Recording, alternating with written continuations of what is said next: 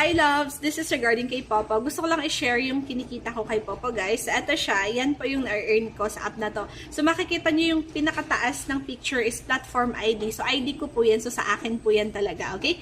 So yan, so 1 year 9 months ko na sa app na to. So magto 2 years na kami ngayong September. So kung gusto nyo din kumita mga loves, pwede pa. So paano kayo kikita kay Popo guys? Kumikita po tayo sa pagtatasking, sa solo live, party live, GYC, or sa pagiging agent, or sa pag-i-invite. Madaming ibang ways to earn sa app na to, sa mga paggawa ng task, no? So mag-earn kayo dito ng points. So katulad ko guys, ito yung points ko. So yan yung points na iniipon natin para ma-payout natin siya. So saan galing yung mga points na to? So dito siya, sa rewards yan, manggagaling. Ito yung mga task na pwede nyong gawin. Yan yung mga tasking na pwede nyong gawin para makapag-ipon kayo ng points.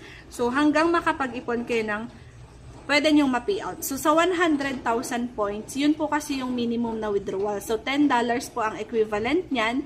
So, pwede nyo po siya ma-payout agad-agad kahit anong oras. Basta meron po kayong $10 sa points ninyo mga loves. Okay, so pwede nyo siya i-pay out gamit yung e-wallets nyo, bank accounts, or pwede rin sa mga Binance, USDT nyo, if alam nyo gamitin yon. So, yan.